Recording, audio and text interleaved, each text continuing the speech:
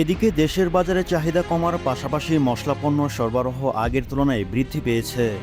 এ কারণে ঊর্ধ্বমুখিতা কাটিয়ে কমতে শুরু করেছে মশলাপণ্যের দাম। 2 সপ্তাহের ব্যবধানে পাইকারি বাজারে আমদানিকৃত দেশীয় মশলার দাম কমেছে কেজি প্রতি 20 থেকে 100 টাকা। এর আগে দেশে রাজনৈতিক পট পরিবর্তনের পর ব্যাংকিং চ্যানেলে অর্থ লেনদেন স্থবিরতা, আমদানিতে অচল অবস্থা সহ নানামুখী সংকটে মশলার বাজার অস্থিতিশীল হয়ে পড়ে। প্রচলিত 90% মশলায় আমদানি নির্ভর হওয়ার কারণে দামে ঊর্ধ্বমুখিতা দেখা দেয়।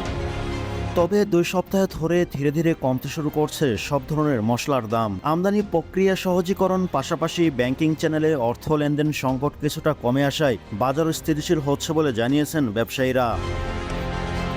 দেশের ভোগ্যপণ্যের অন্যতম পাইকারি বাজার খাতুনগঞ্জের ট্রেডিং প্রতিষ্ঠানগুলোর দেওয়া তথ্য থেকে দেখা যায়, চলতি মাসের প্রথম সপ্তাহে মশলাপণ্যের বাজার নিম্নমুখী হতে শুরু করছে।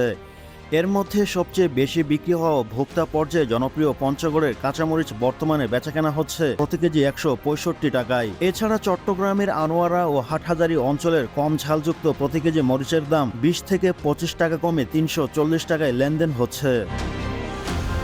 অন্যদিকে ভারতীয় ঝালমরিচ কেনাবেচা হচ্ছে 320 থেকে 330 টাকায়। বর্তমানে ভারতীয় কম ঝালযুক্ত মরিচের দাম কেজি প্রতি 280 থেকে 285 টাকা।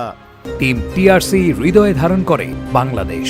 দ্য রিয়েল কনসালটেশন, স্বচ্ছ ভ্যাট আইনে দক্ষ ন্যায্য ভ্যাট প্রদানে। এছাড়া ভারত থেকে আমদানি হয় প্রতি কেজি হলুদ কেনাবেচা হচ্ছে 238 থেকে 242 টাকা।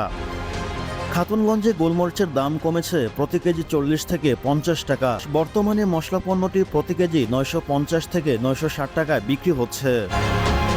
আর জয়ফলের প্রতি কেজি 30 থেকে 50 টাকা কমে 650 টাকা ও ধনিয়া প্রতি কেজি 15 থেকে 20 টাকা কমে 150 টাকায় তা বিক্রি হচ্ছে। আমদানিকৃত কালোজিরার দাম 10 থেকে 15 টাকা কমে প্রতি কেজি 135 থেকে 335, 355 থেকে 360 টাকায় বিক্রি হচ্ছে।